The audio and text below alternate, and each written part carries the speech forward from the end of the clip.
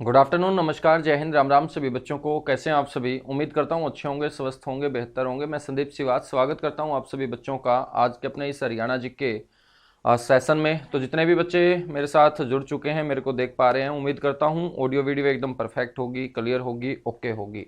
तो मेरे बच्चों, हरियाणा पॉलिटी के बाद आज हम शुरू करेंगे हरियाणा हिस्ट्री, हरियाणा इतिहास की शुरुआत करेंगे। और हरियाणा हिस्ट्री से बेहतरीन क्वेश्चन आपके एग्जाम में पूछे जाते हैं। तो पूरी हिस्ट्री को बड़े शानदार ढंग से पढ़ेंगे, डीपली ढंग से पढ़ेंगे, ठीक है। तो आज से शुरू कर रहे हैं हरियाणा का इतिहास। तो आप सारे के सारे बच्चे हेडिंग डालिएगा।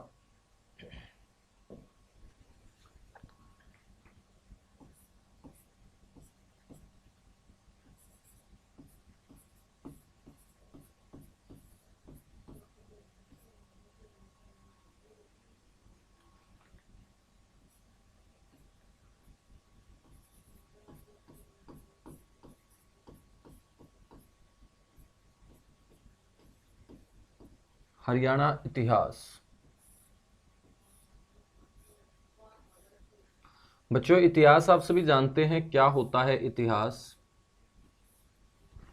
आज से पहले जितनी भी घटनाएं घटित हुई होंगी, यदि उनको कहीं पर लिखा गया है और लिखी गई उन घटनाओं को यदि अच्छे तरीके से पढ़ लिया जाए तो इसी को हम क्या बोलते हैं? हिस्ट्री बोलते हैं, इतिहास बोलते हैं। तो इतिहास की परिभाषा होती है कि आज से पहले जितनी भी घटित घटनाएं हैं, यदि वो कहीं पर लिखी गई हैं और उनको बच्चों अच्छे तरीके से पढ़ लिया गया है तो इसी को हम क्या बोलते हैं? इतिहास बोलते हैं। यानी कि आज से पहले की जितनी भी क्लासेज हैं वो सारी की सारी अपने लिए क्या बन चुकी हैं? इतिहास बन चुकी हैं, ठीक है। तो हरियाणा इतिहास के बारे में बात करेंगे। सबसे पहले बात करते हैं अपने इस हरियाणा शब्द के बारे में। हरियाणा इतिहास के अंदर सबसे पहले जो आप लोगों को मैं पढ़ा रहा हूं वो पढ़ा रहा हूं कि अपना हरियाणा जो शब्द है,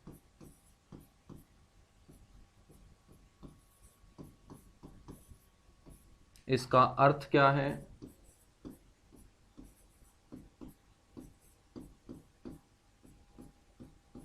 और इसका कोई एक अर्थ नहीं, अलग अलग विद्वानों ने इसका अर्थ अलग अलग निकाला है। तो हरियाणा शब्द का अलग अलग जो अर्थ होगा।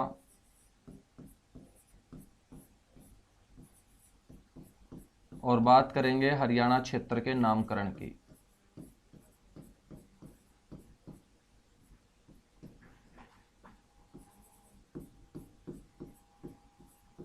तो हिस्ट्री के अंदर जो हम चीज़ों को समझेंगे वो छोटे छोटे टॉपिक बनाकर समझेंगे, क्योंकि जैसे आप इंडियन हिस्ट्री पढ़ते हो ऐसा आपको हरियाणा के इतिहास में बिल्कुल अच्छे तरीके से क्रम नहीं देखने को मिलेगा। क्यों नहीं मिलेगा? क्योंकि अच्छा इतिहास कहाँ बनता है? जहाँ पर शासकों ने रहकर वहीं से शासन चलाना शुरू किया हो। लेकिन अपने हरियाणा की मैं बात करूं तो अपने हरियाणा का जो इस्तेमाल किया गया है शासकों के द्वारा, वो यहाँ पर युद्ध करने के लिए किया गया है। जैसे यहाँ पर लड़ाइयाँ बहुत लड़ी गई, पानीपत की लड़ाइयाँ हैं, तराइन की लड़ाइयाँ हैं, हिसार का युद्ध है, हांसी का युद्ध है, सिख शक्ति के द्वारा लड़े गए युद्ध है, मराठा शक्ति के द्वारा लड़े गए युद्ध है। यहाँ से शासन बहुत कम लोगों ने किया है। यदि मैं बात करूं तो एक ही बड़ा वंश है जिन्होंने हरियाणा क्षेत्र से अपना शासन आगे बढ़ाने का काम किया, और उस वंश को आप अच्छे तरीके से जानते हैं, उसका नाम है वर्धन वंश। और वर्धन वंश की राजधानी कौन सी होती थी? थानेसर होती थी, जो आज के समय कुरुक्षेत्र जिले का हिस्सा है। तो मेरे बच्चों, इतिहास अच्छा कहाँ से बनता है? क्रमानुसार इतिहास कैसे बनेगा? जब उस जमीन से शासकों के द्वारा शासन किया जाएगा। अब अपने वाली जमीन से शासकों ने शासन नहीं किया, बल्कि शासकों के शासन को हड़पने के लिए जो अन्य बाहरी लोग आते थे, आक्रमणकारी आते थे, उनको रोकने का प्रयास शासकों के द्वारा जो किया जाता था वो हरियाणा के क्षेत्र में आके किया जाता था। और अपना हरियाणा का जो क्षेत्र है वो कई युद्धों का क्या बनता है प्यारे बच्चों? स्थान बनता है, ठीक है। तो फिर भी कोशिश करेंगे कि जैसे हरियाणा का इतिहास आप लोग किताबों में लिखा हुआ देखते हैं, वहां से आपके समझ में नहीं आता होगा, तो क्लास के माध्यम से बड़ी आसानी से इस इतिहास से हम अपरिचित होंगे, ठीक है। बिल्कुल छोटे छोटे टॉपिक बनाकर आप लोगों को समझाऊंगा, और ये जो टॉपिक होंगे यहीं से आपके एग्जाम के अंदर क्या उठ के आएंगे? क्वेश्चन उठ के आएंगे। तो सबसे पहला जो छोटा सा टॉपिक हम पढ़ेंगे वो पढ़ेंगे अपना जो हरियाणा शब्द है, इस शब्द की उत्पत्ति कैसे हुई है। बच्चों, इस शब्द का अर्थ क्या है? अलग अलग लोगों ने इसका अर्थ अलग अलग निकाला है, और अपने हरियाणा क्षेत्र को अलग अलग समय पर अलग अलग लोगों के द्वारा अलग अलग ग्रंथों में किन अलग अलग नामों से पुकारा गया है, इसे हम हरियाणा क्षेत्र के नामकरण के रूप में पढ़ेंगे। सबसे पहले बात करते हैं अपने हरियाणा की।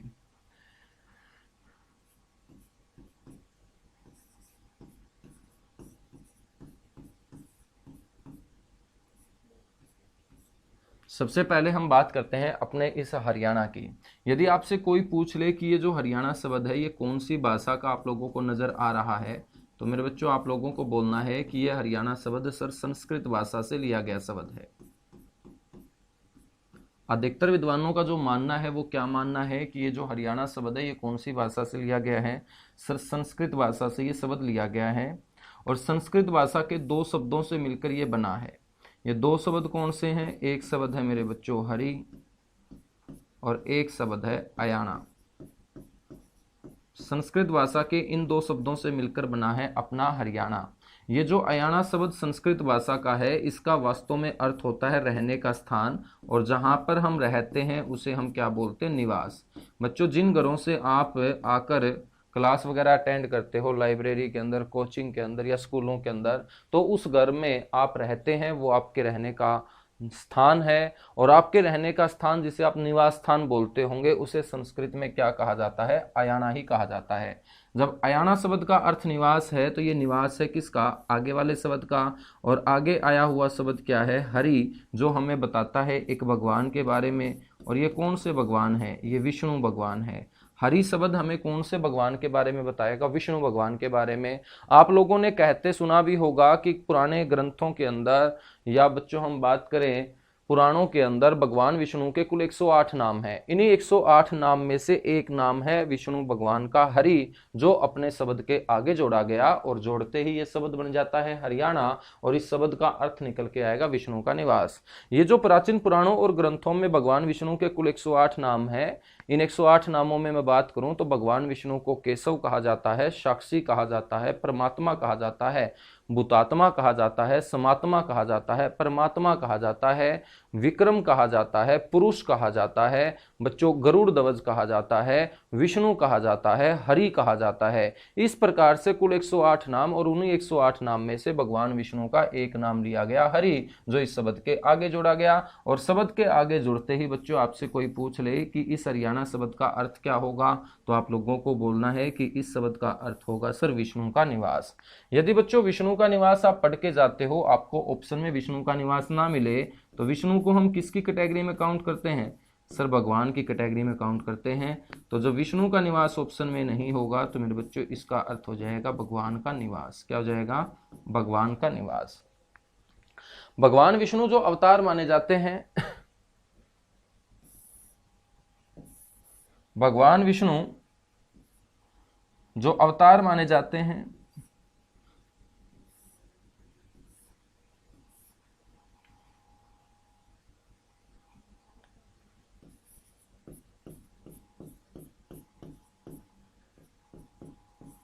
वो छल और कपट के लिए माने जाते हैं। छल और कपट का मतलब क्या है, भगवान विष्णु का मानना था कि यदि कोई भी अच्छा काम किया जा रहा है और अच्छे काम में यदि सामने वाले को थोड़ा बहुत छल कपट दे भी दिया जाए, धोखा दे भी दिया जाए, तो वो धोखे में काउंट नहीं होगा। ऐसा विष्णु भगवान का मानना था। जैसे हम बात करें झूठ बोलने की, बच्चों एक झूठ आप बोलते हो ऐसी कि सामने वाले के चेहरे के ऊपर खुशी आ जाती है, जिसे हम बनावटी बातें बोलते हैं। तो एक ऐसी झूठ जो सामने वाले के चेहरे पे खुशी ले आए उसे हम झूठ नहीं बोलेंगे। झूठ वास्तव में कौन सी होगी, जो सामने वाले चेहरे के ऊपर उदासी ले आए, सामने वाले व्यक्ति को दुखी कर दे। ऐसा ही भगवान विष्णु जो माने जाते थे वो छल कपट के लिए माने जाते थे। और छल कपट बच्चों महाभारत युद्ध में किसने किया है, भगवान श्री कृष्ण ने किया है। तो भगवान श्री कृष्ण किसके अवतार थे, विष्णु के ही अवतार थे। कौन से युग में, द्वापर युग में। तो बच्चों जब विष्णु का निवास ऑप्शन में ना दे रखा हो तो इस हरियाणा शब्द का अर्थ क्या हो जाएगा, विष्णु के ही अवतार माने जाते हैं भगवान श्री कृष्ण। और भगवान श्री कृष्ण का बचपन के दिनों में अपने हरियाणा के क्षेत्र में कई बार आना जाना लगा रहा था। यहाँ पर आकर इन्होंने अपना बचपन भी बिताया है। तो ये भगवान श्री कृष्ण की क्रीड़ा स्थली के रूप में भी जाना जाता है। तो जिस हरियाणा शब्द की हम बात कर रहे हैं जो संस्कृत भाषा से लिया गया है, इसका वास्तव में तो अर्थ होता है विष्णु का निवास। और विष्णु के ही अवतार में आए हैं बच्चों भगवान श्री कृष्ण द्वापर युग में। और श्री कृष्ण का जब यहाँ आना जाना लगा रहा तो इसे भगवान श्री कृष्ण की क्रीड़ा स्थली भी बोलेंगे। और जब ऑप्शन में विष्णु का निवास नहीं दे रखा है तो इनको हम किसकी कैटेगरी में काउंट करते हैं, भगवान की कैटेगरी में। और बच्चों इसे कहा जाता है भगवान का निवास। ठीक है, अब देखिएगा, यदि इस हरियाणा शब्द से मैं छोटी ई की मात्रा को हटा देता हूं तो मेरे बच्चों ये शब्द बनेगा हरियाणा। और ये हरियाणा शब्द भी कौन सी भाषा से लिया गया है सर? संस्कृत भाषा से लिया गया है।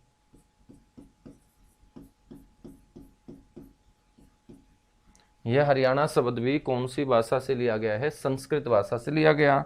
और संस्कृत भाषा के ये दो शब्दों से ही मिलकर बना। एक होगा मेरे बच्चों हर और एक होगा अयाना। एक होगा हर और एक होगा अयाना। ठीक है। अयाना जो शब्द है बच्चों, इसका अर्थ क्या होता है? रहने का स्थान। मैंने आपको पहले ही बताया है। रहने के स्थान को आप क्या बोलते हो? सन्निवास बोलते हैं।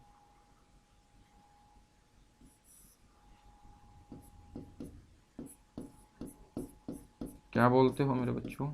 निवास बोलते हैं। ठीक है। और हर जो शब्द है वो फिर हमें एक भगवान के बारे में बताएगा। ये कौन से भगवान होंगे जिनके लिए आप जयकारा लगाओगे? हर हर महादेव का। अब हर हर महादेव का जयकारा किसके लिए लगाते हो तुम? भगवान शिव के लिए। और मेरे बच्चों यदि भगवान शिव ऑप्शन में ना दे रखे हों तो हम शिव को भी तो भगवान की कैटेगरी में ही काउंट करेंगे। तो इस हरियाणा शब्द का अर्थ क्या हो जाएगा? भगवान का निवास हो जाएगा। अब देखिएगा, एक ऐसा सब्जेक्ट हम पढ़ रहे हैं जहां पर मात्रा से ही आंसर बदल रहा है। जब छोटी ई की मात्रा है तो यहाँ विष्णु भगवान बैठे हैं। मात्रा को उड़ा दिया गया तो बच्चों विष्णु भगवान की जगह कौन से भगवान बैठे नजर आएंगे? शिव भगवान आपको बैठे हुए नजर आएंगे। और हिंदू धर्म के अंदर सबसे बड़े भगवान का दर्जा किसको मिलता है? भगवान भोलेनाथ को मिलता है, शिव को ही मिलता है। क्योंकि जब से सृष्टि बनी है तभी से शिव हमें नजर आ रहे हैं। ठीक है। शिव एक ऐसे भगवान है जिनका जन्म नहीं बताया जाता। शिव के बाद आते हैं कौन से भगवान? विष्णु भगवान। और विष्णु भगवान के बाद आते हैं कौन से भगवान? ब्रह्मा भगवान। ठीक है बच्चों, देखिएगा इस हरियाणा शब्द का अर्थ विष्णु का निवास, इस हरियाणा शब्द का अर्थ शिव का निवास। लेकिन 4 विद्वान ऐसे भी हुए हरियाणा के अंदर जिन्होंने बोला कि इस हरियाणा शब्द की जो आप बात कर रहे हो, जो संस्कृत भाषा का शब्द है, इसका अर्थ कोई विष्णु का निवास नहीं होता, ना इसका अर्थ कोई भगवान का निवास होता। वो विद्वान कौन से हैं मेरे बच्चों जिन्होंने इस अर्थ से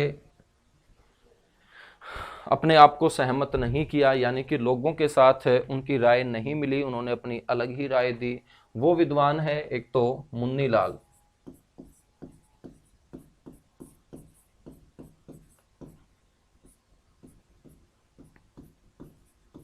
एक है मुरलीचंद शर्मा,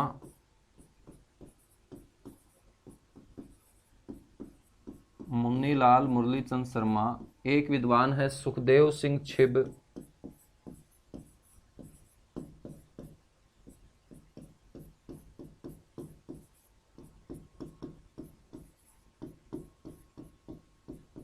और एक विद्वान है H.A. फड़के।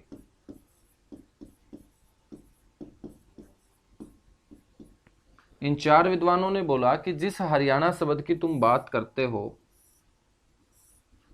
जिसके छोटी ई की मात्रा और पीछे अण जुड़ा हुआ है,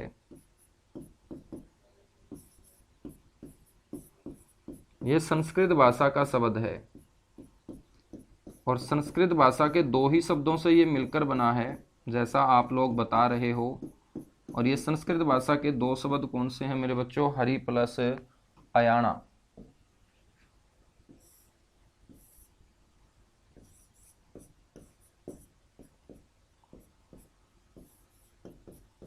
अयाना या अरण्य भी बोल सकते हैं। कई जगह आपको अरण्य भी लिखा हुआ नजर आएगा, ये भी गलत नहीं है।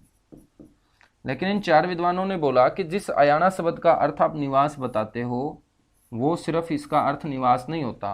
किसी भी शब्द का एक अर्थ हो ये कोई जरूरी नहीं होता। शब्द अपना अर्थ अपने माहौल के आधार पर बदलते हैं।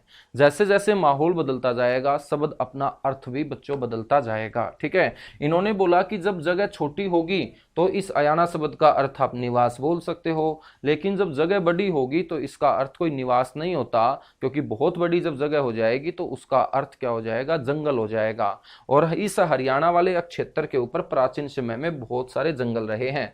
वामन पुराण भी साफ साफ बोलता है कि हरियाणा क्षेत्र के अंदर 7 बड़े जंगल हुआ करते थे। उन 7 बड़े जंगलों के अंदर एक का नाम सूर्यवन था, एक का नाम अदिति वन था, एक का नाम काम्यक वन था, एक का नाम कामोदा वन था, एक का नाम फलकी वन था, एक का नाम दवेत वन था, एक का नाम व्यास वन था। इस प्रकार से वामन पुराण भी स्पष्ट करता है कि हरियाणा की धरती के ऊपर पहले प्राचीन काल में 7 बड़े वन हुए, 7 बड़े जंगल हुए। और इन लोगों का मानना भी है कि इस अरण्य अरण्य शब्द का अर्थ क्या है? जंगल है, क्योंकि हरियाणा की प्राचीन समय में हम बात करें तो धरती पर बहुत बड़े जंगल हुए हैं, और जंगल हुए हैं तो उन जंगलों के अंदर पेड़ पौधे थे, पेड़ पौधे थे तो उन पेड़ पौधों के कारण क्षेत्र जो नजर आता था वो हरा भरा नजर आता था। और हरियाणा शब्द के आगे जोड़ा गया ये हरि शब्द इन चार विद्वानों की नजरों में किसी विष्णु भगवान को नहीं दर्शाता, बल्कि किसको दर्शाता है? वो हरियाणा की हरियाली को दर्शाता है। और हरि शब्द का अर्थ इन चार विद्वानों ने बताया हरा भरा, अन्य शब्द का अर्थ इन विद्वानों ने बताया जंगल।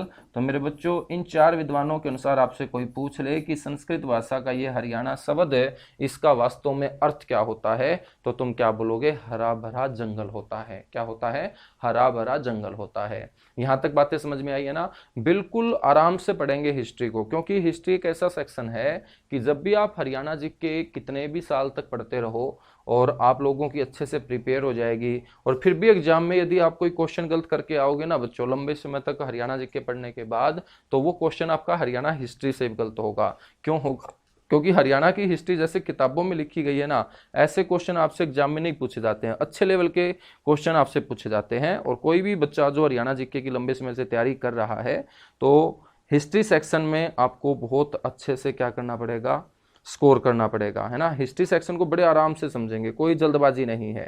तो स्टार्टिंग की जो 6-7 क्लास होंगी बड़े आराम से करेंगे। उसके बाद जितनी चीज़ें तुमने हिस्ट्री में पढ़ रखी होगी, जैसे तराइन के युद्ध, पानीपत की लड़ाइयाँ ऑलरेडी तुम जानते भी होंगे ना, वहाँ से थोड़ी सी हम स्पीड पकड़ेंगे, ठीक है। वहाँ से हम थोड़ी सी क्या करेंगे? स्पीड पकड़ेंगे।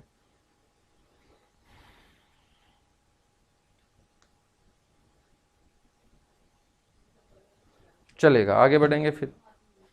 अब हम बात करते हैं कि ये जो हरियाणा शब्द है, जिसका अर्थ ज्यादातर लोग इसका विष्णु का निवास मानते हैं, तो बच्चों विष्णु भगवान ने ऐसा क्या कर दिया था हरियाणा के अंदर, हरियाणा के क्षेत्र के अंदर विष्णु भगवान ने ऐसा क्या काम किया कि जब इस क्षेत्र का नाम रखा गया तो विष्णु भगवान को सबसे ज्यादा प्रेफरेंस दी गई, तवज्जो दी गई, और इस शब्द के आगे विष्णु भगवान को दर्शाने वाला शब्द हरि जोड़ा गया। तो इसके बारे में मैं आपको छोटी सी कहानी बताता हूं, यहां तक चीजें क्लियर हो चुकी होंगी, है ना। अब देखिएगा, आप लोगों ने विष्णु भगवान सुने होंगे,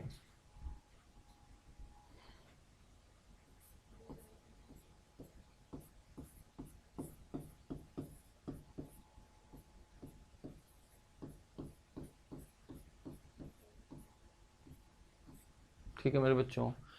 विष्णु भगवान का जो स्थायी निवास माना जाता है वो क्षीर सागर माना जाता है। और क्षीर सागर का मतलब है मेरे बच्चों आज की मानसरोवर झील से। मानसरोवर झील आप लोगों ने पढ़ी होगी ज्योग्राफी के अंदर कि कैलाश श्रेणी के अंदर तिब्बत क्षेत्र में स्थित ये झील है मानसरोवर झील। इसी मानसरोवर झील को पहले क्षीर सागर के नाम से जाना जाता था, और यही क्षीर सागर मानसरोवर झील भगवान विष्णु का क्या है? स्थायी निवास है। स्थायी निवास का मतलब होता है यहाँ पर आपको भगवान विष्णु हमेशा नजर आएंगे।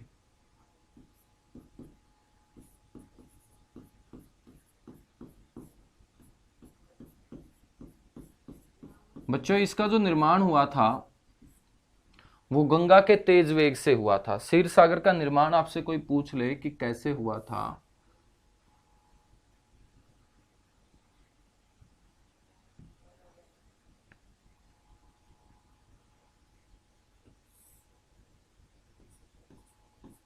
तो इसका निर्माण हुआ था गंगा के तेज वेग से। बताया जाता है कि भगवान शिव की जटाओं से ही क्या निकली थी? गंगा नदी निकली थी।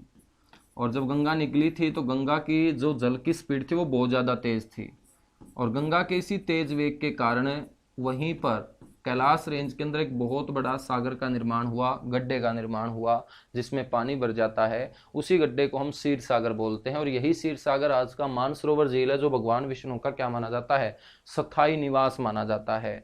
अब देखिएगा, आप लोगों ने भगवान विष्णु की मूर्तियों को देखा होगा। मूर्तियों में आपको भगवान विष्णु एक काले नाग के ऊपर आराम करती हुई मुद्रा में नजर आएंगे, है ना। काले नाग के ऊपर लेटे हुए आपको नजर आएंगे। मूर्तियों के अंदर ये काला नाग आप देखोगे तो एक पानी के अंदर आपको पड़ा हुआ नजर आएगा। ये पानी कौन सा सागर है मेरे बच्चों? जो मूर्तियों में आपको दिखाई देगा वो क्षीर सागर है। कौन सा सागर है? क्षीर सागर। बताया जाता है कि इसी क्षीर सागर के अंदर एक बार भगवान विष्णु आराम कर रहे थे तो इनकी नाभि से कमल का फूल उत्पन्न हुआ। इनकी नाभि से क्या उत्पन्न होता है? कमल का फूल। और इनकी नाभि से निकले हुए इस कमल के फूल से उत्पन्न हुए भगवान ब्रह्मा।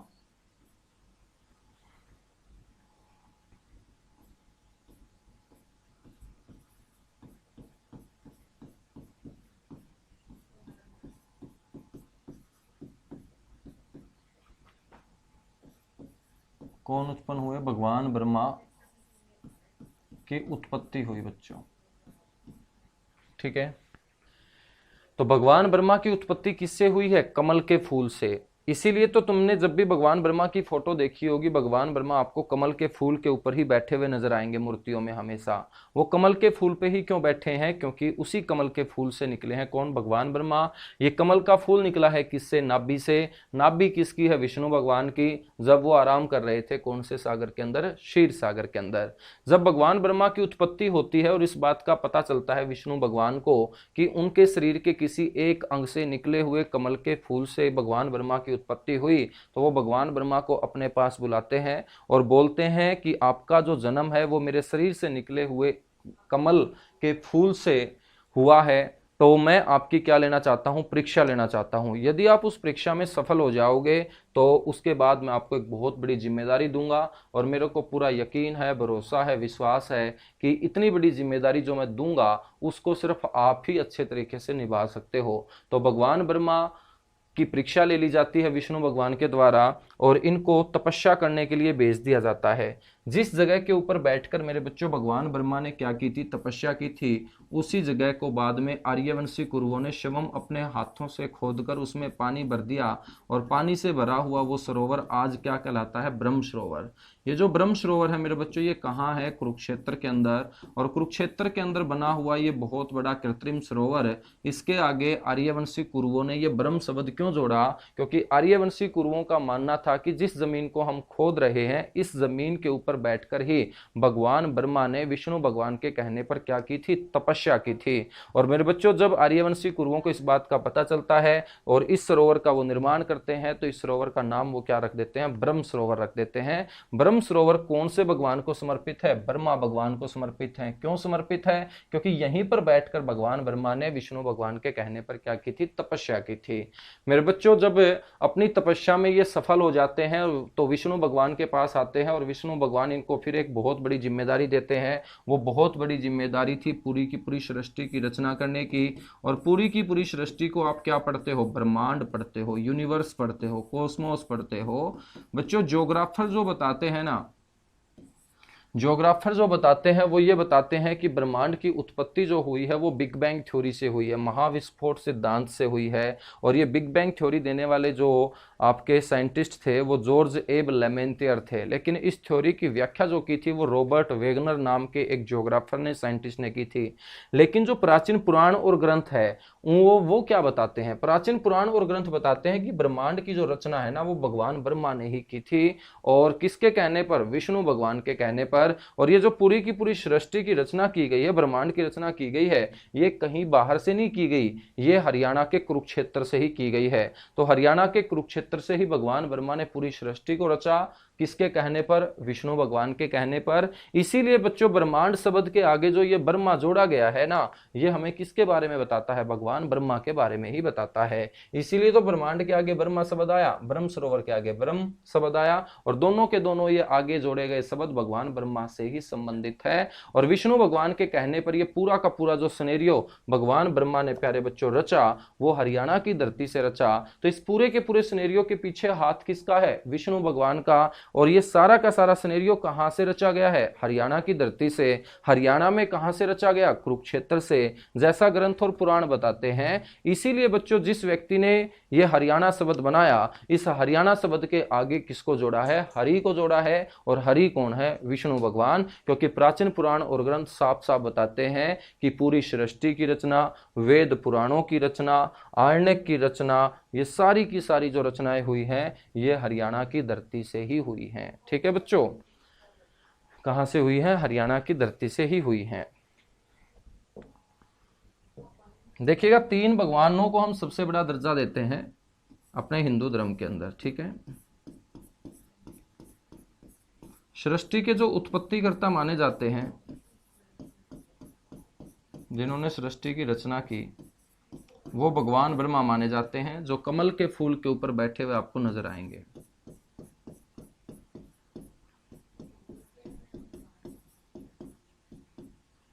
ठीक है बच्चों, भगवान ब्रह्मा को कमलनाथ भी कहा जाता है। सृष्टि की उत्पत्ति होने के बाद सृष्टि को चलाने का काम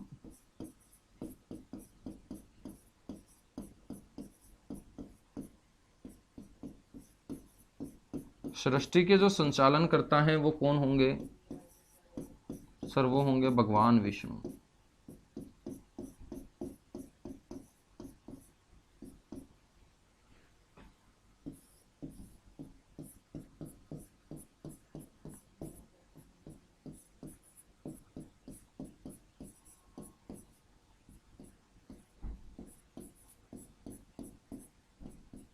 और एक है सृष्टि के संहारकर्ता। सृष्टि के जो संहारकर्ता माने जाते हैं वो माने जाते हैं मेरे बच्चों भगवान शिव। ठीक है, ब्रह्मा विष्णु महेश, यही 3 भगवान है हिंदू धर्म के अंदर। ठीक है, आपको ध्यान रखना है कि कुरुक्षेत्र जिले के अंदर इन भगवानों से जुड़े हुए बहुत सारे तीर्थ हैं।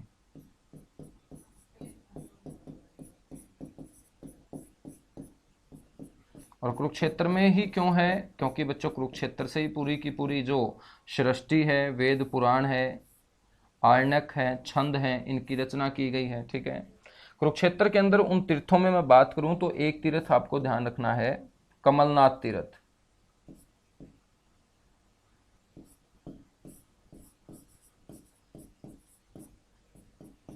अब जहां पर भी कमल शब्द आ जाएगा आप कौन से भगवान को बैठाओगे? जहां पर भी कमल शब्द आया हम बैठाएंगे सर भगवान ब्रह्मा को। तो कमलनाथ तीर्थ किससे संबंधित है? भगवान ब्रह्मा से।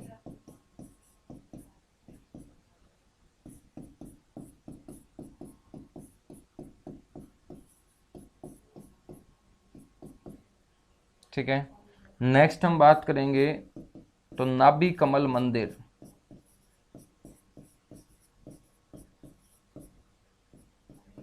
नाभि कमल तीर्थ बोल सकते हैं, मंदिर बोल सकते हैं। तो बच्चों ये किसको समर्पित होगा? अब नाभि की बात आई है तो नाभि से क्या निकला? कमल का फूल। तो नाभि किसकी थी? भगवान विष्णु की। तो बच्चों यहाँ पर जो भगवान आपको बैठे हुए नजर आएंगे वो कौन से भगवान बैठे नजर आएंगे? विष्णु भगवान, भगवान विष्णु से संबंधित। और एक हमने ऊपर बात की ब्रह्म सरोवर की, जो किसको समर्पित है? भगवान ब्रह्मा को समर्पित है, भगवान ब्रह्मा को समर्पित है। ठीक है, तो आपसे कभी भी हरियाणा जीके के अंदर कमल नाम से कोई भी तीर्थ पूछे तो आपको कौन से भगवान को समर्पित कर देना है? भगवान ब्रह्मा को। और नाभि शब्द आते ही मेरे बच्चों नाभि किसकी याद आएगी? तुम्हारे भगवान विष्णु की याद आएगी। ठीक है, अब हम बात करते हैं इसी हरियाणा शब्द की। बच्चों इस हरियाणा शब्द की जो उत्पत्ति है, जो हरियाणा शब्द हम लिख रहे हैं, छोटी ई की मात्रा जिसके है और पीछे अण जुड़ा हुआ है, इस हरियाणा शब्द की जो उत्पत्ति हुई है वो काफी लेट से हुई है, काफी देरी से हुई है। इस हरियाणा शब्द की हम बात कर रहे हैं।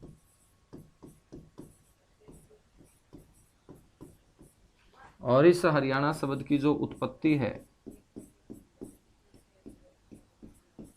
वो काफी देरी से हुई है।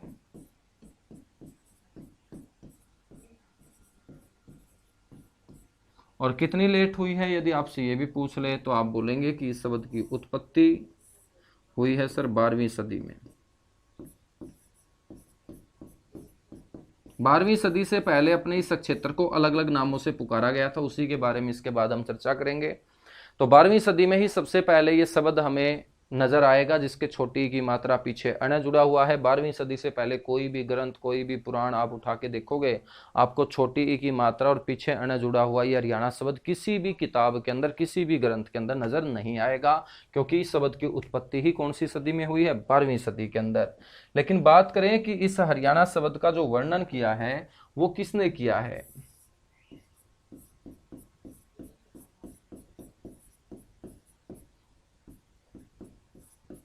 मेरे बच्चों इसका जो सर्वप्रथम वर्णन किया गया वो विबुध श्रीधर के द्वारा किया गया है। कौन सी सदी में? 12वीं सदी में।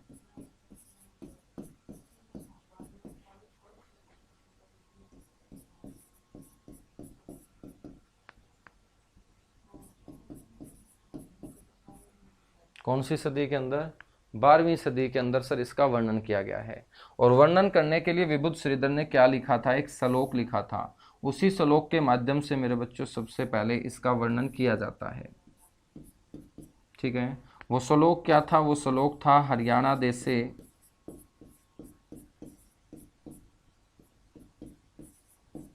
असंख्यगाम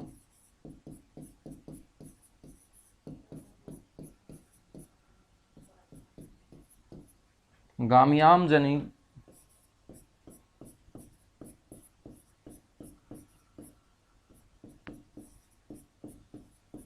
अनवर्थ काम, गाम्याम जनी अनवर्थ काम। इस प्रकार का ये श्लोक लिखा गया 12वीं सदी के अंदर, किसके द्वारा? विबुध श्रीधर के द्वारा। और इसका पहला ही अक्षर आप क्या देख रहे हो? जो बच्चों आज हम एक सब्जेक्ट के रूप में पढ़ रहे हैं, हरियाणा जीके जिसे बोल रहे हैं, ये हरियाणा सबसे पहले ऐसा शब्द लिखा गया 12वीं सदी में। और लिखने वाले हाथ किसके थे? विबुध श्रीधर के। जब उन्होंने एक श्लोक लिखा, श्लोक का पहला ही अक्षर ये लिखा। और इस श्लोक का वास्तव में अर्थ क्या होगा? श्लोक का अर्थ है कि हरियाणा देश के अंदर 12वीं सदी में बहुत बड़ी संख्या में गांव होते थे। गांव में रहने वाली जो जनता है वो अनगिनत काम किया करती थी। अनवर्थ का मतलब अनकाउंटेबल होता है, अनगिनत होता है। और जहां की जनता अनगिनत काम करे वो जनता आपकी क्या होगी? मेहनती होगी, कामचोर नहीं होगी।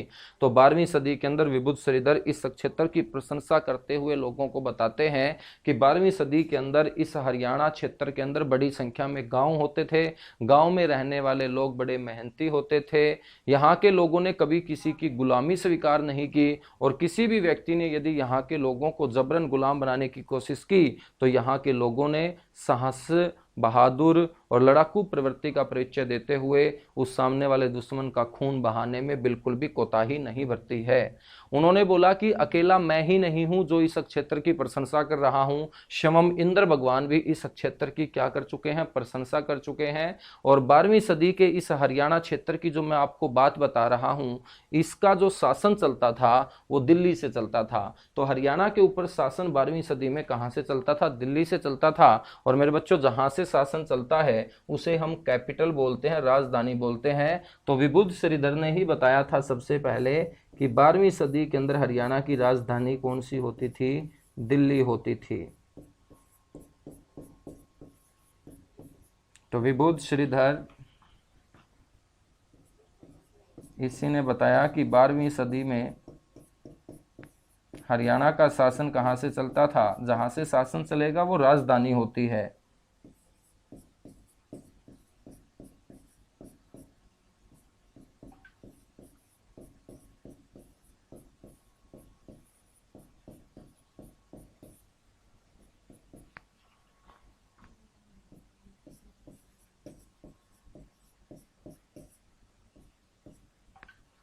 बारहवीं सदी में हरियाणा की राजधानी दिल्ली होती थी। ठीक है, तो एक बार इतना सा नोट करेंगे।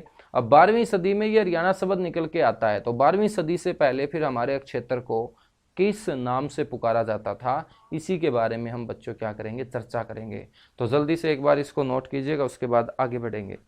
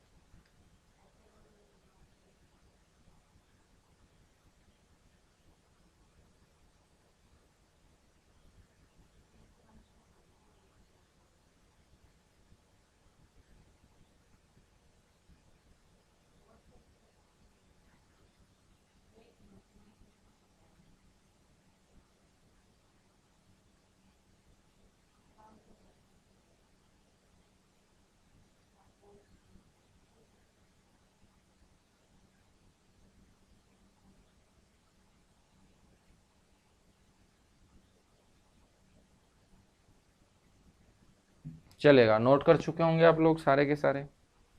बहुत अच्छे, आगे बढ़ेंगे।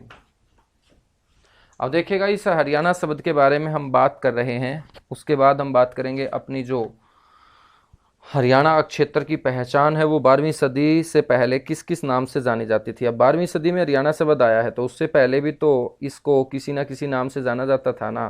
तो वो कौन कौन से नाम थे उनके बारे में हम चर्चा करेंगे।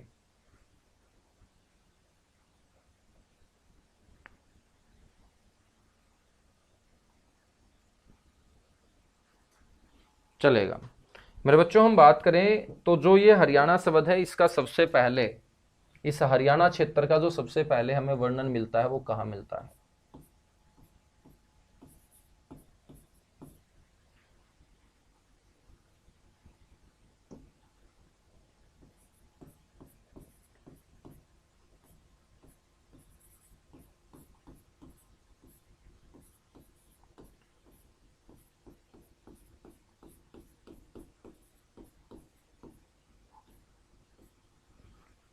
हरियाणा क्षेत्र का जो सर्वप्रथम वर्णन मिलता है,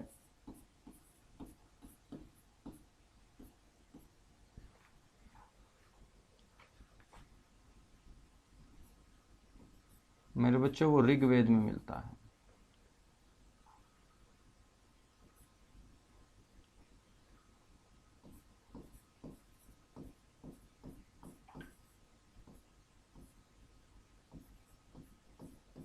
कहाँ मिलता है सर? ऋग्वेद में मिलता है। और सबसे पहले जो वर्णन मिलेगा ऋग्वेद के अंदर, तो ऋग्वेद कौन सा वेद है सर? सबसे पुराना वेद है, जो सबसे बाद में सबसे पहले लिखा गया था, और सबसे बड़ा वेद है।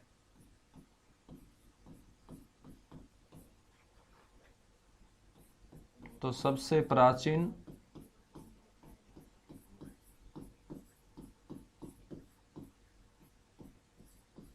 वह सबसे बड़ा वेद।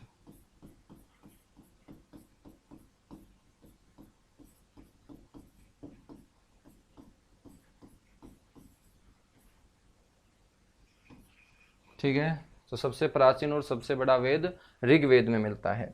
अब इस ऋग्वेद में हरियाणा का जो वर्णन मिलता है वो किस नाम से मिलता है, ये बड़ा इंपॉर्टेंट है।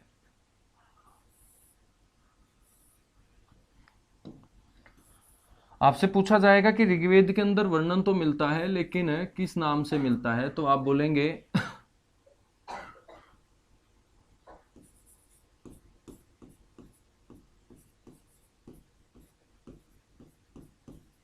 इस क्षेत्र का जो नाम मिलता है वो मिलता है रजंतम हरियाणे। रजंतम हरियाणे। और ये जो रजंतम हरियाणे नाम है, ये बच्चों कौन से मंडल में मिलता है? अब ऋग्वेद तो बहुत बड़ा है, इसके अंदर कितने मंडल हैं? 10 मंडल हैं। तो ऋग्वेद के 8वें मंडल के अंदर, कौन से मंडल में? 8वें मंडल में। ऋग्वेद का 8वां मंडल और 8वें मंडल के 25वें श्लोक,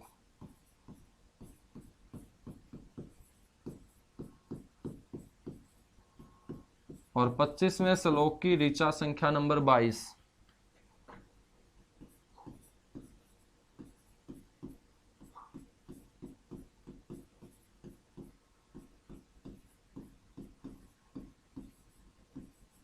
ठीक है, 25वें श्लोक की ऋचा संख्या नंबर 22 पर आपको मेरे बच्चों इस क्षेत्र का नाम क्या लिखा पाएगा? रजंत हरियाणे लिखा मिलेगा। ठीक है, ऋग्वेद के अंदर जब सबसे पहला अपने हरियाणा क्षेत्र का वर्णन मिलता है, तो क्वेश्चन आपसे यह भी पूछा जाएगा कि हरियाणा का सबसे पहले भौगोलिक वर्णन कौन से वेद में दिया गया है? तुम बोलोगे ऋग्वेद के अंदर। और ऋग्वेद में हरियाणा को किस नाम से पुकारा गया है? रजंत हरियाणे के नाम से।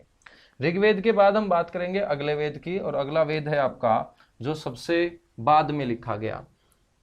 सबसे बाद में कौन सा लिखा गया है बच्चों? अथर्ववेद लिखा गया है। अथर्ववेद के साथ साथ हम बात करेंगे मनुस्मृति की।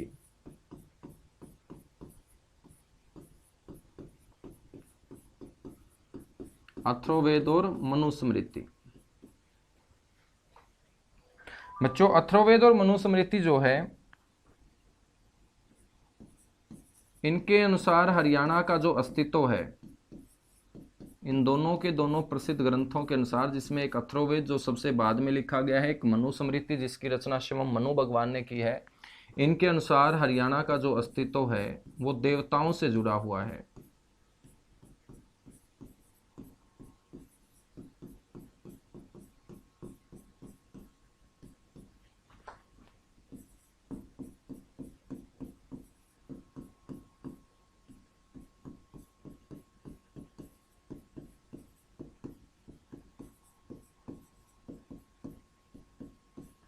और इन देवताओं के अंदर जो मुख्य देवता है वो है भगवान ब्रह्मा।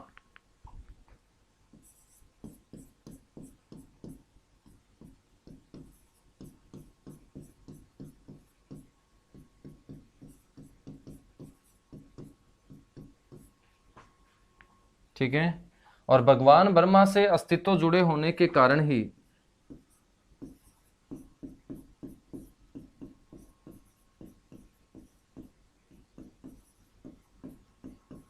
मेरे बच्चों इन ग्रंथों में हरियाणा का जो नाम बताया जाता है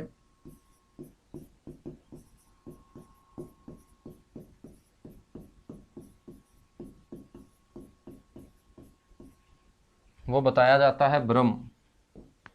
हरियाणा को कई नामों से पुकारा जाता है। एक तो हरियाणा का नाम है मेरे बच्चों ब्रह्म, एक है ब्रह्म ऋषि,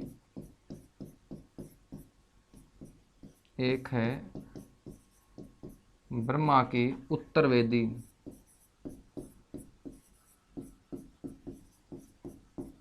और एक अपने हरियाणा को पुकारा गया ब्रह्माव्रत के नाम से। तो ये दोनों के दोनों जो ग्रंथ हैं, जिसमें एक का नाम है अथर्ववेद और एक का नाम है मनुस्मृति, ये दोनों के दोनों ग्रंथ बताते हैं कि हरियाणा का अस्तित्व देवताओं से जुड़ा हुआ है और देवताओं के अंदर भगवान ब्रह्मा का सबसे ज्यादा रोल है। और भगवान ब्रह्मा के कारण ही इन दोनों ग्रंथों में अपने हरियाणा क्षेत्र को कई जगह ब्रह्म बोला गया, ब्रह्म ऋषि बोला गया, ब्रह्मा की उत्तरवेदी बोला गया और ब्रह्माव्रत बोला गया।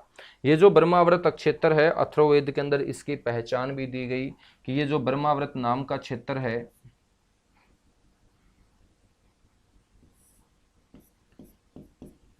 ये दो नदियों के बीच फैला हुआ क्षेत्र था, और ये दो नदियां, इनमें एक सरस्वती है और एक दृष्टति है। तो सरस्वती और दृष्टति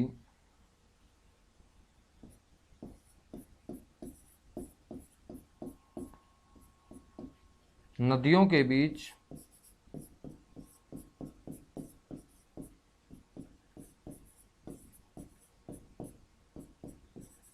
फैला हुआ क्षेत्र ही मेरे बच्चों ग्रंथ के अंदर क्या बताया गया, ब्रह्माव्रत। अब सरस्वती भी हरियाणा की धरती पर बहती थी, दृष्टि भी हरियाणा की धरती पर बहती थी, और दोनों की दोनों नदियों के बीच का क्षेत्र जब हरियाणा है तो यहाँ से पुष्टि होती है कि अथर्ववेद और मनुस्मृति के अंदर जिस ब्रह्माव्रत की चर्चा की गई है, यह ब्रह्माव्रत कोई और नहीं अपना हरियाणा ही है। और इसी ब्रह्माव्रत को मेरे प्यारे बच्चों हम क्या बोलते हैं, हरियाणा का पहला प्रादेशिक नाम बोलते हैं। तो आपसे कोई पूछ ले कि हरियाणा का प्रथम प्रादेशिक नाम क्या, तो आप लोगों को बोलना है कि हरियाणा का पहला प्रादेशिक नाम है ब्रह्माव्रत।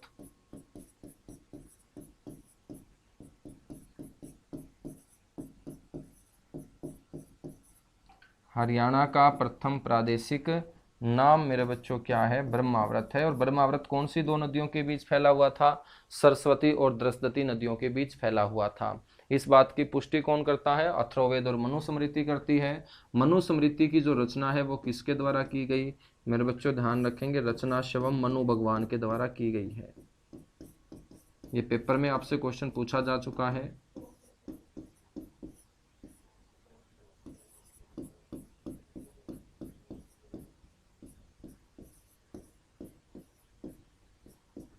रचना शिवम मनु भगवान के द्वारा की गई है। ठीक है, अथर्ववेद और मनुस्मृति के बाद हम बात करते हैं किसकी, महाभारत की। महाभारत के अंदर अपने हरियाणा को बच्चों अलग अलग नामों से पुकारा गया है। ठीक है,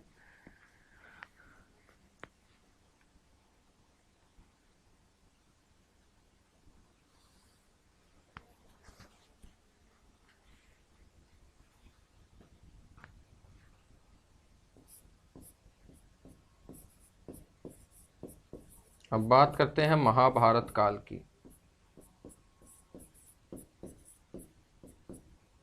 बच्चों महाभारत काल के अंदर क्या किया गया, आर्यवंशी कुरुओं के द्वारा सबसे पहले यहाँ की जमीन को खोदा गया था।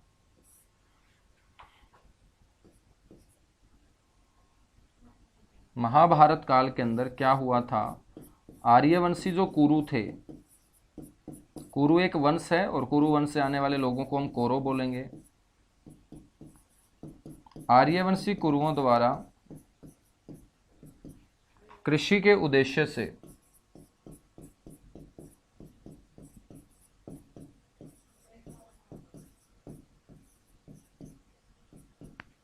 आर्यवंशी कुरुओं द्वारा कृषि के उद्देश्य से सर्वप्रथम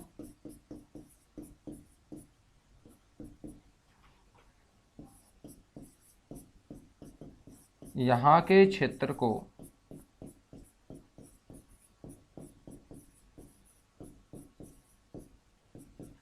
खोदा गया था और कुरुओं के द्वारा खोदा गया क्षेत्र ही क्या कहलाएगा बच्चों? कुरुक्षेत्र कहलाएगा। तो महाभारत काल के अंदर अपने हरियाणा को किस नाम से जाना गया? कुरुओं का क्षेत्र, कुरुओं के द्वारा खोदा गया क्षेत्र कुरुक्षेत्र। कौन सा क्षेत्र? कुरुक्षेत्र। महाभारत काल में ध्यान रखेंगे कुरु के नाम से ही अपने क्षेत्र को कुरुक्षेत्र कहा गया, यानी कि जो ब्रह्मावृत क्षेत्र था उसको कुरुक्षेत्र लोगों के द्वारा कहा जाना शुरू किया गया। ठीक है। दिल्ली के आसपास का जो भी इलाका था,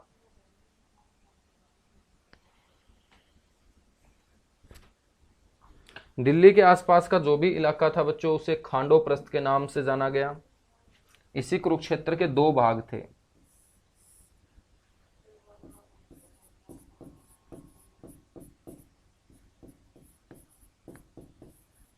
दिल्ली के आसपास का जो क्षेत्र था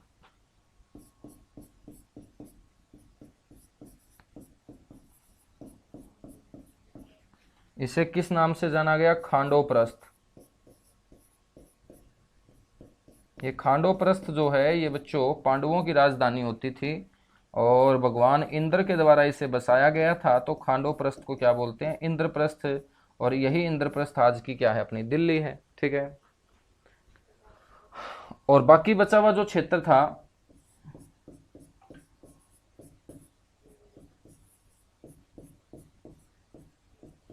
वो कहलाया बहुधान्यक प्रदेश, क्योंकि जब आर्यवंशी कुरुओं ने यहाँ की भूमि को कृषि के उद्देश्य से खोदने का काम किया था, उपजाने का काम किया था, तो मेरे बच्चों यहाँ की जमीन ने अनाज बहुत बड़ी मात्रा में उत्पादित किया था। और बहुधान्यक शब्द का अर्थ क्या है? बहु का मतलब ज्यादा होता है, धन्य का मतलब अनाज होता है। तो बहुधान्यक प्रदेश का मतलब एक ऐसा प्रदेश जिसकी जमीन ने बहुत सारा अनाज उत्पादित किया हो। और महाभारत काल में जब आर्यवंशी कुरुओं ने अपने हाथों से यहाँ की जमीन को खेतीबाड़ी के पर्पज से खोदने का काम किया, उसके अंदर अनाज डालने का काम किया, तो यहाँ की धरती ने सोना उगलते हुए बहुत बड़ी मात्रा में अनाज का उत्पादन किया था और इसका नाम पड़ जाता है बहुधान्यक प्रदेश। ठीक है। अब दिल्ली तो हमारा छोटा इलाका है, दिल्ली के अलावा जितना भी क्षेत्र है वो सारा का सारा आज का अपना हरियाणा है। तो महाभारत काल के अंदर अपने हरियाणा का नाम तुम बहुधान्यक प्रदेश भी बोल सकते हो।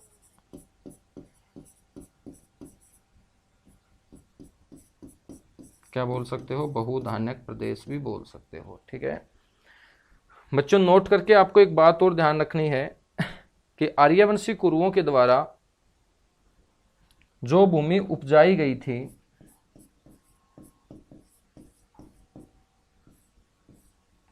उसको उस समय तो बहुधान्यक प्रदेश नहीं बोला गया होगा। अब कुरुओं ने पहले जमीन को उपजाया होगा, उपजाने के बाद अनाज उत्पादित हुआ होगा, अनाज बड़ी मात्रा में उत्पादित हुआ होगा, तो आगे चल के इसको बहुधान्यक नाम दे दिया गया होगा। लेकिन हम बात कर रहे हैं कि सबसे पहले कुरुओं ने आके जिस जमीन के ऊपर खेती बाड़ी शुरू की थी उस समय उस जमीन को क्या कहा जाता था? तो कुरुओं के द्वारा जो उपजाई गई जमीन थी उसे आदि रूपा कहा जाता था।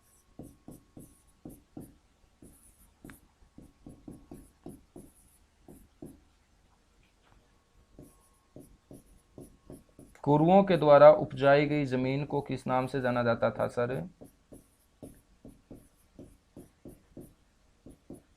मेरे बच्चों आदि रूपा के नाम से जाना जाता था। किसके नाम से? आदि रूपा के नाम से।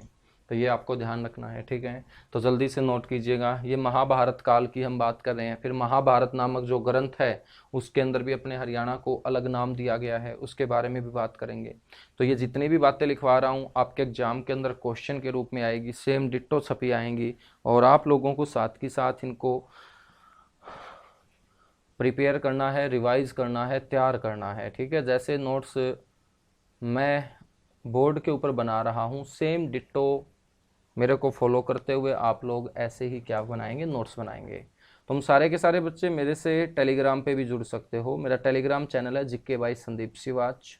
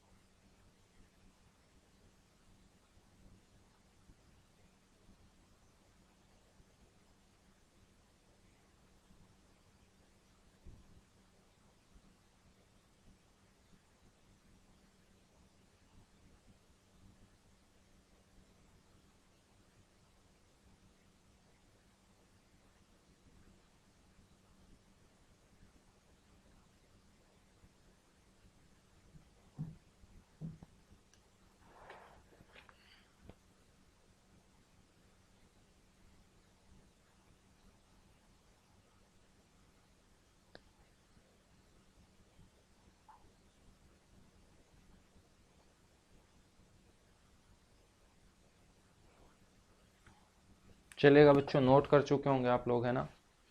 अब देखिएगा, महाभारत नामक आपने ग्रंथ सुना होगा, जिसे विश्व का सबसे बड़ा महाकाव्य बोलते हैं।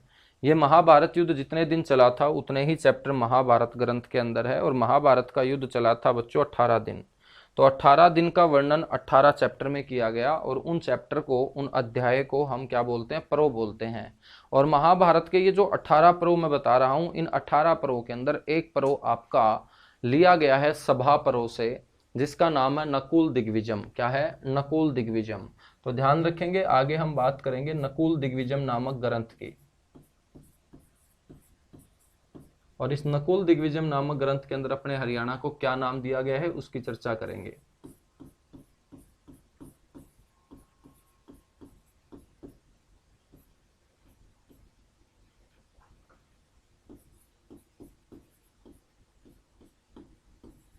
तो सबसे पहले तो आपको पता होना चाहिए कि ये जो नकुल दिग्विजय नामक ग्रंथ है, ये लिया कहां से गया है।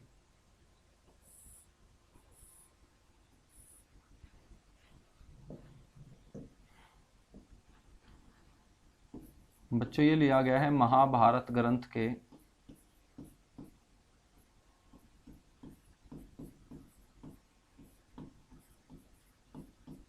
विषम पर्व से, सॉरी, सभा पर्व से। तो 18 जो चैप्टर हैं उनके नाम हैं, और उनमें से एक चैप्टर है आपका सभा पर्व। ठीक है, तो महाभारत ग्रंथ के सभा पर्व से लिया गया है।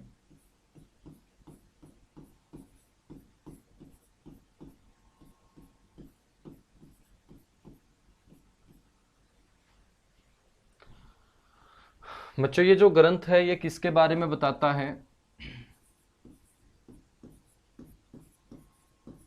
नकुल की हरियाणा क्षेत्रों में विजय के बारे में।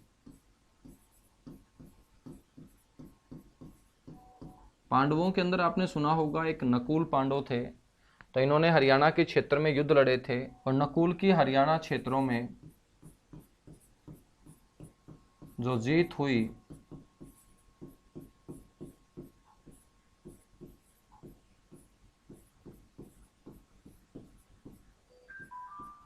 उसी जीत का वर्णन मेरे बच्चों इस नकुल दिग्विजय नामक ग्रंथ में किया गया है। इस ग्रंथ के अंदर बताया गया है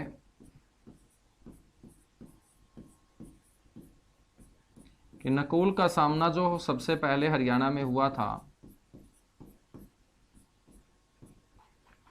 वो रोहतक के लोगों के साथ हुआ था।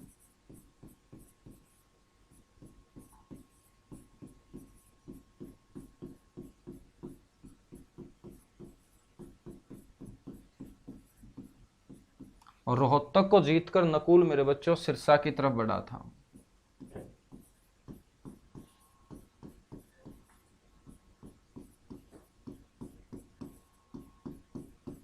रोहतक को जीतकर नकुल पश्चिमी हरियाणा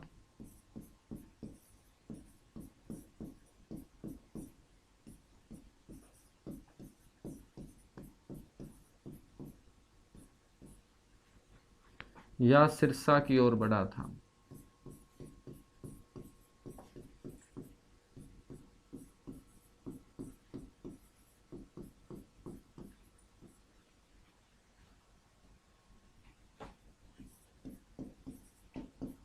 तो बच्चों, सिरसा और रोहतक क्षेत्रों के ऊपर जीत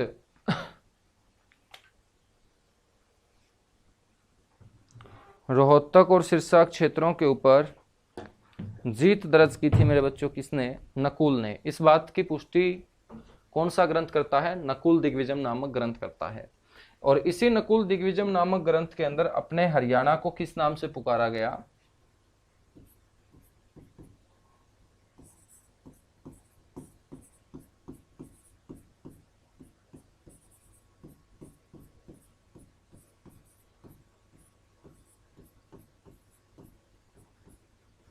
हरियाणा क्षेत्र का जो नाम लिया गया वो लिया गया दसारण।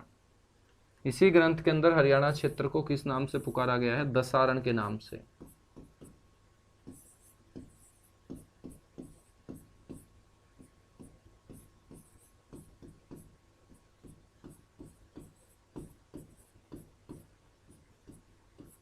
दसारण का मतलब होता है 10 किले। क्या होता है? 10 किले। तो बड़ा इंपॉर्टेंट है कि ये हरियाणा को बच्चों नकुल दिग्विजय नामक ग्रंथ के अंदर किस नाम से पुकारा गया? तो तुम बोलोगे दसारण के नाम से पुकारा गया है। ठीक है।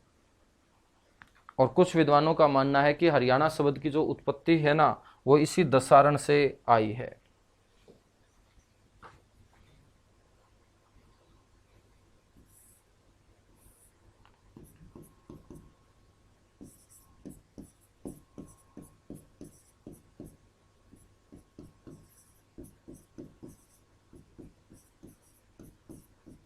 हरियाणा शब्द की उत्पत्ति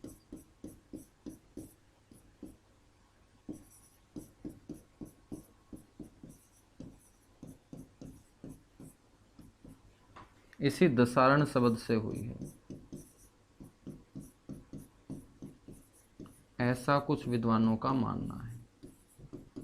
ठीक है बच्चों, तो आज के लिए इतना सा ही पढ़ेंगे, उसके बाद हम कल की क्लास में कंटिन्यू करेंगे। तो स्टार्टिंग की 4-5 क्लास जो है ना, वो बड़े आराम से तुम्हें पढ़ाऊंगा, ताकि एक एक चीज़ आपके समझ में आ जाए ना। क्योंकि हिस्ट्री के अंदर बहुत शब्द आप पहली बार सुनेंगे, नए नए शब्द। लेकिन जब नए नए शब्द सुनेंगे तभी तो तैयारी आएगी, तभी तो सिलेक्शन आएगा, है ना। और सारे के सारे बच्चे जो हैं वो मेरे को फॉलो कर सकते हैं। यदि आपको कोई भी दिक्कत आती है तो आप मेरे को व्हाट्सअप कर सकते हैं, कॉल नहीं कर सकते हैं, व्हाट्सअप कर सकते हैं 9812307176 पर। ठीक है। कोई पीडीएफ वगैरह, कोई क्लास का लिंक वगैरह की अपडेट आपको चाहिए तो तुम मेरे को टेलीग्राम के ऊपर फॉलो कर सकते हो, जीके भाई संदीप सिवाच के नाम से।